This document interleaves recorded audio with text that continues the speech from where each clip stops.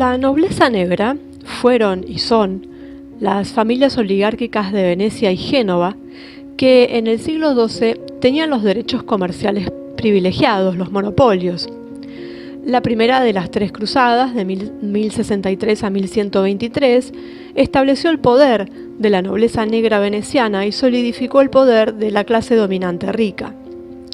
La aristocracia de la nobleza negra obtuvo el control total de Venecia en 1171, cuando el nombramiento del Doge se transfirió al llamado Gran Consejo, que estaba formado por miembros de la aristocracia comercial, incluida la familia de los Medici. Venecia permaneció en sus manos desde entonces, pero el poder y la influencia de la nobleza negra veneciana se extiende mucho más allá de sus fronteras y hoy se ve en todos los rincones del mundo. No hay que olvidar que nuestro moderno sistema bancario nació en Italia. En 1204, la familia oligárquica repartió los enclaves feudales entre sus miembros y a partir de esta época se remonta la gran construcción de poder y presión hasta que el gobierno se convirtió en una sociedad cerrada, perteneciente a las familias de la principal nobleza negra. Se puede encontrar mucho de esto en los trabajos del Dr. John Coleman, en particular en el libro Black Nobility Unmasked Worldwide de 1985 y también en Jerarquía de Conspiradores, la historia del Comité de los 300, que es del año 1992.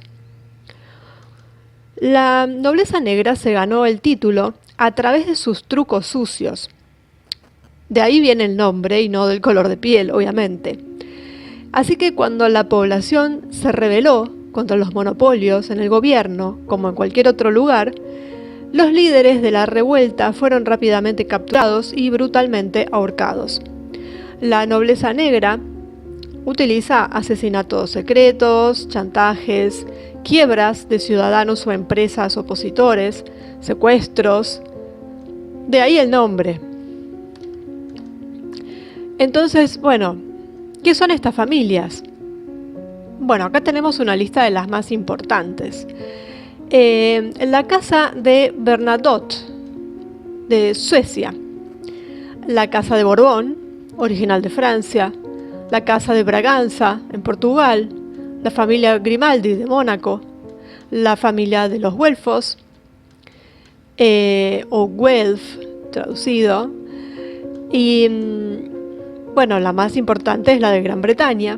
La familia Habsburgo, en Austria, la familia Hannover, en Alemania, que es la segunda más importante, la familia Hohenzollern, de Alemania, la familia Karađorđević, de lo que era la antigua Yugoslavia, la familia de Liechtenstein justamente, la familia Nassau, de Luxemburgo, la familia Oldenburg, de Dinamarca, la familia Orange, de los Países Bajos, la Casa de Saboya, de Italia, la familia Witting, de Bélgica, la familia Wittelsbach, de Alemania, la Casa de Württemberg, de Alemania, la Casa de Zogu, de Albania, y todas las familias que se pueden encontrar en el árbol genealógico de Windsor. Y bueno, todas estas familias enumeradas están relacionadas con la casa de Guelf, o que eran los Güelfos, una de las familias originales de la nobleza negra de Venecia, de la que desciende la casa de los Windsor y por lo tanto la actual reina de Inglaterra, Isabel II. Están entrelazados con la aristocracia alemana a través de la casa de Hannover, pero bueno, se necesitarían horas para mencionar todas las conexiones. Casi todas las casas reales europeas provienen de la casa de Hannover y, por lo tanto, de la nobleza negra. Por ejemplo, el rey británico de ascendencia hannoveriana, Jorge I, provenía del ducado de Lundberg, una parte del norte de Alemania, que había sido gobernado por esta familia desde el siglo XII. y hoy en día dominan el mercado de productos básicos y durante años han fijado el precio del oro, un producto que ni producen ni poseen. La Casa de Windsor también controla el precio del cobre, del zinc, del plomo y del estaño. Y no es casualidad que las principales bolsas de productos básicos se encuentren en Londres, en Inglaterra. Las empresas dirigidas por las familias de la nobleza negra son British Petroleum, Oppenheimer, Lonrho, Philbro y muchísimas más. Otra familia de la nobleza negra son los Grosvenor en Inglaterra. Durante siglos esta familia vivió, como la mayoría de las familias europeas, en arrendamiento de tierras. Hoy la familia posee al menos 300 acres de tierra en el centro de Londres. La tierra nunca se vende, sino que se alquila por un contrato de arrendamiento de 39 años, que es el canon de la Edad Media. Grosvenor Square, donde se encuentra la Embajada de Estados Unidos, pertenece a la familia Grosvenor, al igual que Eaton Square. Ahí los apartamentos se alquilan desde 25.000 libras a 75.000 libras por mes, y esto sin los costos de mantenimiento. Eso es para dar una idea de la inmensa riqueza que las familias de la nobleza negra obtienen de las rentas de la tierra y por qué familias como los Windsor no están interesados en absoluto en el progreso industrial. Esta es la razón principal por la que estas familias nobles están detrás de la mayoría, si no todos, de los movimientos proambientales del mundo que en última instancia obviamente tienen como objetivo frenar el crecimiento de la población. El príncipe Felipe y el príncipe Carlos son los símbolos más visibles de estos movimientos y ambos a menudo han hablado con la mayor insensibilidad de la necesidad de librar al mundo de personas no deseadas. La nobleza negra son los fundadores de las sociedades secretas modernas de nuestros días, de donde se originan todos los demás que están conectados a los Illuminati, el Comité de los 300, el Club de Roma, el Club Bilderberg, la Mesa Redonda, bueno, todos esos. Y todos proceden del Comité de los 300 y por lo tanto de las familias europeas de la nobleza negra. Quienes colaboran con la nobleza negra europea son las familias estadounidenses como Harrimans y MacGeorge. La casa de Hanover, que parece ser alemana y toda la vida pensamos que era alemana, en realidad es judía. También como es la casa de los Habsburgo. Así que siempre se habló de que Gran Bretaña estaba gobernada por los alemanes, que en un punto es cierto, pero no son exactamente alemanes, no solamente. De estas organizaciones que surgen o que están vinculadas a estas sociedades fundadas por la nobleza negra que mencionamos, como el Club de los 300, bueno, ahí tenemos entonces, para hablar de ellos, ¿no? Tenemos entonces el Consejo de los 13, para empezar, que es un gran consejo de druidas, se llama así, los 13 grandes druidas, que forman el sacerdocio Rothschild. Después tenemos el concilio de los 33, en donde están los masones más importantes del mundo político, económico y religioso, y son la élite del Comité de los 300. O sea, vemos que hay élite dentro de élite, ¿no? El Comité de los 300, que fue fundado por la nobleza negra en 1729, a través de la Compañía Británica de las Indias Orientales, para hacer frente a la banca internacional, los problemas comerciales y para apoyar el comercio de opio. Y está controlado por la corona británica porque sabemos que es la familia top del ranking. Incluye todo el sistema bancario mundial y los representantes más importantes de las naciones occidentales. Todos los bancos están conectados a la familia Rothschild a través del Comité de los 300. Justamente John Coleman, en el libro Jerarquía de los Conspiradores, da los nombres de 209 organizaciones, 125 bancos, 341 miembros pasados y presentes del comité. Y estos son algunos de los más importantes. Los Bush, la Casa de Orange, la familia Delano, la familia Dupont, Forbes, Federico IX, rey de Dinamarca, Avril Harriman, la Casa de Hohenzollern, Henry Kissinger, por supuesto, Giuseppe Mazzini, bueno, ya está, es muy antiguo, pero tiene mucho peso, François Mitterrand, J.P. Morgan, Sir Henry Oppenheimer, la princesa Beatriz de Dinamarca, la reina Elizabeth II, la reina Juliana, el príncipe Rainiero, David Rockefeller, el barón Edmund Rothschild, el cardenal Spellman, la familia Vanderbilt. Bueno, este comité de los 300 fue responsable del asesinato de Aldo Moro, eso lo vamos a ver en otro video, que fue atribuido y reclamado por las Brigadas Rojas, pero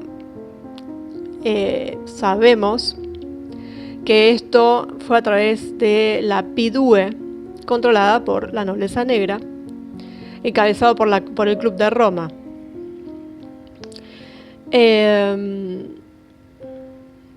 También, bueno, hubo contribución, digamos, del entonces embajador estadounidense Richard Gardner, quien operó bajo el control directo de Bettino Craxi, que era del Club de Roma y del Comité de los 300 y de la PIDUE, todo. Y bueno, así es como desestabilizan países, ¿no? Dentro de cada país, por supuesto, hay muchas personalidades influyentes que son las que llevan a cabo las políticas locales que van arruinando cada país en el que están.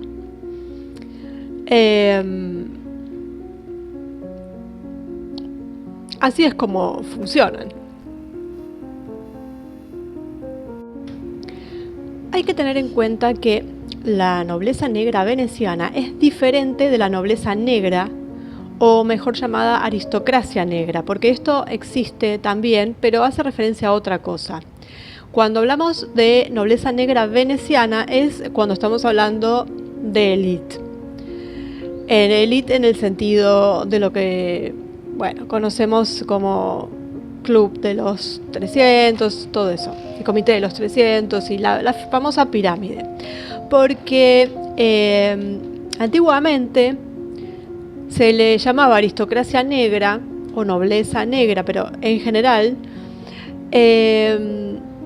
a una parte de la aristocracia romana que permanecía fiel al papado después del año 1870 y que, ocupando altos cargos en las filas de la administración papal, estaba obligada a usar la vestimenta de la corte, o el estilo español, le llamaban estrictamente negro, existente y visible con sus ropas originales hasta 1968, cuando el Papa Pablo VI, con el motu proprio Pontificalis Domus, decretó el fin de la corte pontificia con todo su aparato barroco tan antiguo.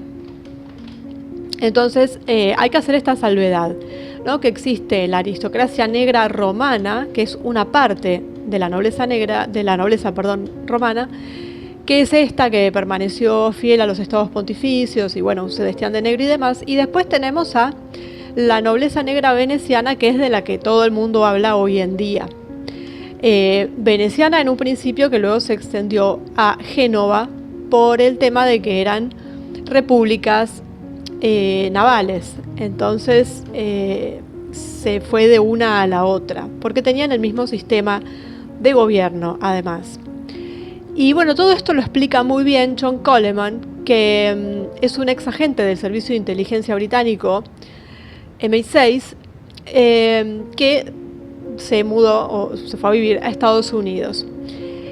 Y de hecho se convirtió en ciudadano norteamericano. Y es el que más sabe de todo esto. Tiene un origen veneciano también. Es politólogo y economista. Bueno, escribió muchos libros. Y Bueno, él llegó a la conclusión de que las finanzas y la política de todo el mundo están realmente en manos de este comité de los 300 notables que deciden el destino del planeta. Que por supuesto hay instancias superiores a este comité y hay instancias inferiores. Pero como estamos hablando de nobleza negra, es el que nos interesa en este momento. Bueno, esto se conoce obviamente desde hace bastante, ya estamos hablando que en el año 1909 se había publicado un artículo en alemán de Walter Rathenau en el que se explicaba por primera vez lo que sucedía en el mundo y que era obra de un pequeño grupo de individuos que actuaban según una estrategia precisa y meditada. Bueno, así que esto en diferentes círculos ya se sabía. Obviamente la gente común se está enterando ahora, ¿no? Algunos, no todos, pero ya se está haciendo algo más popular, digamos. Coleman verificó todo esto, hizo un trabajo de investigación, tardó 35 años en verificarlo. Hizo diferentes entrevistas con funcionarios, jefes de servicio secreto, políticos, banqueros, economistas. Y bueno, llegó a la conclusión de que esto realmente existe. Y sus libros son muy interesantes, además de dar todos los nombres de los miembros del pasado y los del presente de esta asociación. Y explica muy bien cómo funcionó y cómo funciona. Y es curioso, ¿no?, ver cómo entre los antiguos fundadores de este comité, inspirados por la Compañía Británica de las Indias Orientales, o sea, algo que pensábamos que era simplemente, sí que tenía que ver con el comercio, no solo con el comercio normal, sino con el tráfico de muchas cosas. Y bueno, ahí metidos había muchos representantes de la nobleza negra veneciana y genovesa. Aristócratas que todavía hoy tienen asientos, digamos, en las filas de los 300, es decir, sus descendientes, ¿no? Y bueno, él es quien hace esta diferencia entre lo que es la nobleza negra veneciana de lo que es la nobleza negra romana, o una parte de la nobleza romana, que tenía que ver con esto de estar del lado del Papa, ¿no? Lo cual también, digamos que tiene lo suyo, pero no estaríamos hablando de exactamente lo mismo. Y bueno, esto que decíamos de estas familias que en realidad se hicieron nobles, obtuvieron títulos nobles, pero que eran familias de comerciantes, como al ser repúblicas y basar todo su esplendor, digamos, en el comercio mercantil, en sus flotas y demás, claro, alcanzaron muchísimo poder, muchísimo dinero y se convirtieron en nobles. Pero no venían, digamos, de aquellos nobles que hasta ese momento tenían los títulos. Fueron obtenidos los títulos gracias al Papa muchas veces, a matrimonios con quienes los ostentaban, y bueno, y así empezaron a manejar todo. Por supuesto, el poder ya lo tenían, lo que les faltaba era legitimarse dentro de la sociedad y escalar un poquito más y tener un título que en ese momento era muy importante y que, bueno, hoy en día de cierta manera también, y que sería como un parangón con tener algún puesto de poder en lo que sería hoy en día Wall Street o un lugar de finanzas y tener mucha influencia. Y bueno, y también para obtener lo que ellos querían, tenían estos sistemas que hoy podríamos llamar mafiosos, y por eso el término de negro, o sea, porque lo obtenían por vías oscuras. ¿Qué más se puede decir de esta gente? Bueno, hay varias teorías también con respecto a su origen. Ahí lo tenemos a David Icke, que habla que, bueno, que los primeros descienden de los fenicios, que, bueno, como todos sabemos, hicieron muchas colonias, todo lo que es el Mediterráneo, y Venecia fue una de las más grandes, y de ahí vendría todo esto, no solo, por supuesto, de su poder naval. El conocimiento que los fenicios tenían, obviamente, pasó a todos estos lugares, a estas repúblicas marineras, sino también que, bueno, estamos hablando ya de historia muy, muy antigua, en donde los fenicios están conectados con toda la zona del Medio Oriente y con los cananitas, y de ahí pasamos a Sumer, y bueno, vendría a estar relacionado con todo esto.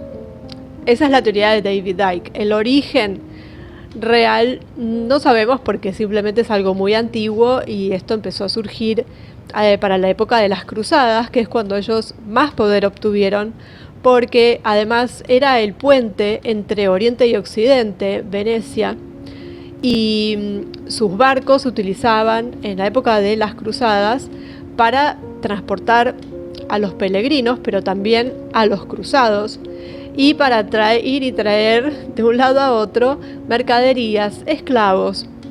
Bueno, y tenían contacto además con todo lo que era Medio Oriente, con los árabes, luego con los turcos, y de hecho tomaron Constantinopla. Eran dueños de muchas de las islas griegas, pertenecían a Venecia, que las habían conquistado, y en su momento conquistaron Constantinopla, y esto en el marco de las cruzadas, que hicieron una aberración total en lo que fue Constantinopla, la devastaron, y muchas cosas que se llevaron, incluso de Santa Sofía, y hoy en día están en Venecia, muchas en la Catedral de San Marcos. Realmente lo que fue después la conquista turca, la conquista otomana de Constantinopla, es casi un juego de niños al lado de lo que hicieron los venecianos. Muchos fueron hasta excomulgados, porque en su paso, al pasar por Hungría, por Bulgaria, arremetieron con todo. Bueno, hicieron un verdadero desastre.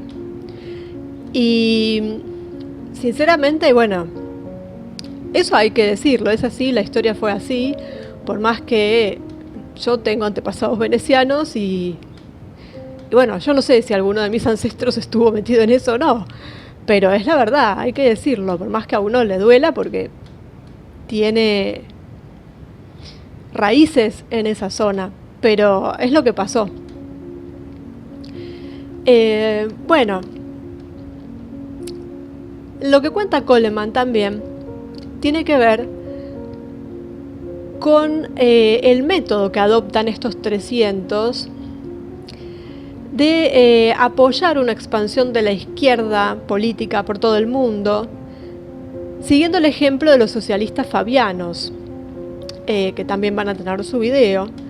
Pero bueno, para así muy rapidito, es un movimiento político y social establecido en 1884 en Londres, bajo el nombre de la Sociedad Fabiana, y se inspiró en Quinto Fabio Máximo, conocido como el Temporeggiatore, es decir,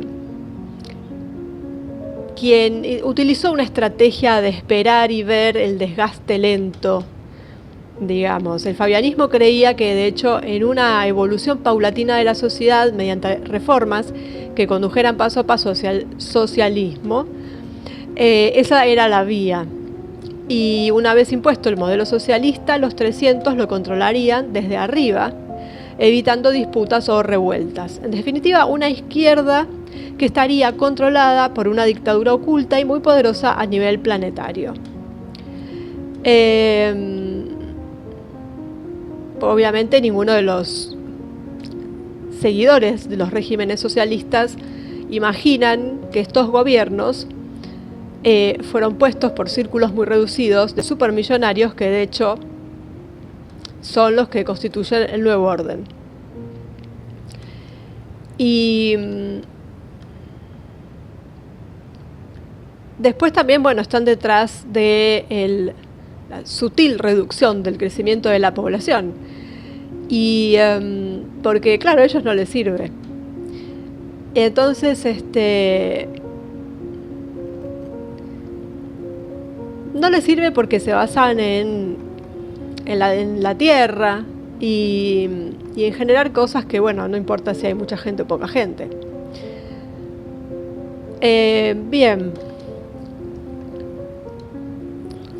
Entonces, tenemos que eso es la nobleza negra. Negra por los métodos utilizados, provienen de Venecia, que luego también se llama así a los de Génova, porque eran prácticamente lo mismo. Y bueno, y después ya se fueron para todos lados. Y ahí tenemos la lista de grandes familias, que casi no hay, digamos, apellidos italianos ya. Si bien sí están en el árbol genealógico, pero estamos hablando de dinastías que sobre todo, bueno, la más importante está en Inglaterra, después tenemos en Holanda, o sea, en toda esa zona, que si nos fijamos en la historia, fueron las que después tomaron el relevo comercial de todo lo que fue Venecia, Génova e incluso Lombardía con sus bancos, porque no hay que olvidar que los bancos surgen ahí, por eso Lombard Street, y siempre se llamó, los banqueros italianos se los llamaba lombardos, vinieran de donde vinieran, y todo eso se trasladó básicamente a Ámsterdam y bueno, y después a London City. Entonces fueron los que tomaron la posta, pero ¿por qué? Porque son sus descendientes, no es por nada. Así que bueno, ahí está, esa es la explicación de la nobleza negra de origen veneciano genovés, podríamos decir, y que ahora está en todas las monarquías europeas, sobre todo porque ya hoy por hoy todas descienden de los Hannover, y Hannover viene de la nobleza negra veneciana. Y así que bueno, seguimos avanzando en el mapa. Por supuesto, todo esto que hablamos de los 300 y demás va a tener su propio video. Y bueno, seguimos con estas bellezas. Seguimos adelante en lo que nos va marcando este mapa de estado profundo.